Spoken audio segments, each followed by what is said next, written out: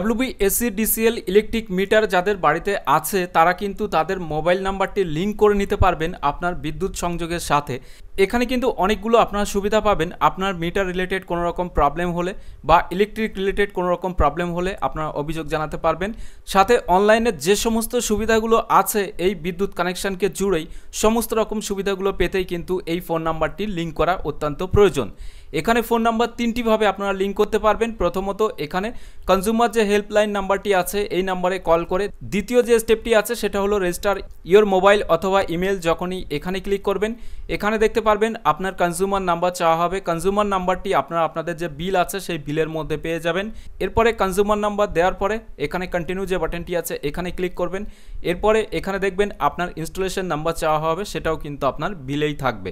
সেই installation number দিয়ে যখনই সাবমিটে ক্লিক করবেন তখন কিন্তু সেখানে ফোন এবং ইমেল আইডি রেজিস্ট্রেশন করার অপশান দেবে, সেখান থেকে আপনারা ফোন বা ইমেল লিঙ্ক করতে পারবেন।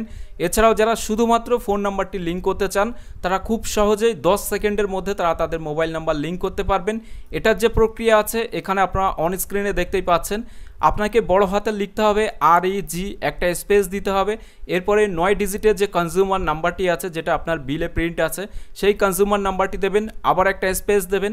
এরপরে ইনস্টলেশন নাম্বার যেটাও আপনার বিলে আছে সেই নাম্বারটি এখানে দিয়ে এরপরে সেন্ড টু, এখানে যে মোবাইল নাম্বারটির কথা বলা হয়েছে এই মোবাইল নাম্বারে কিন্তু আপনাকে পাঠাতে হবে। এখানে পাঠানোর সাথে সাথেই কিন্তু আপনার WBSC-DCL এর তরফ থেকে একটা কনফার্মেশন মেসেজ কিন্তু পেয়ে যাবেন যে আপনার মোবাইল নাম্বারটি লিঙ্ক হয়ে গেছে।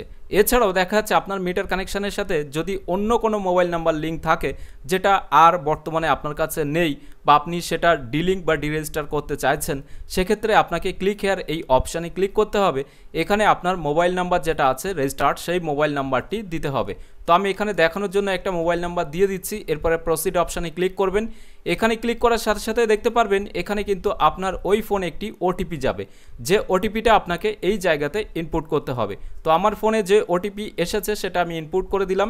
এরপরে সাবমিট যে বাটনটি আছে এই সাবমিট বাটনে আপনারা ক্লিক করবেন।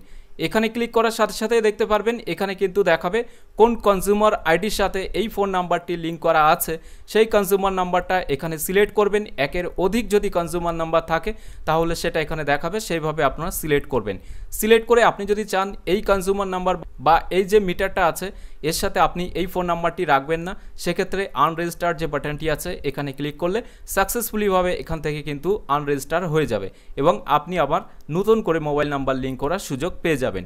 তো আজকের এই ভিডিওর মাধ্যমে এই সহজ যে পদ্ধতি সেটা সম্পর্কে আপনাকে জানালাম কিভাবে আপনারা মোবাইল নাম্বারটি লিঙ্ক করবেন আপনার মিটার কানেকশানের সাথে, বা আগের যে সমস্ত নাম্বারগুলো লিঙ্ক আছে সেগুলো যদি আনরেজিস্টার করতে চান তাহলে কিভাবে করবেন তার পদ্ধতিটা। যদি ভিডিওটি ভালো লাগে তাহলে অবশ্যই একটি লাইক করে দেবেন এবং বেশি বেশি করে শেয়ার করবেন সকলের সাথে, যাতে সবাই এই বিষয়টি জানতে পারে।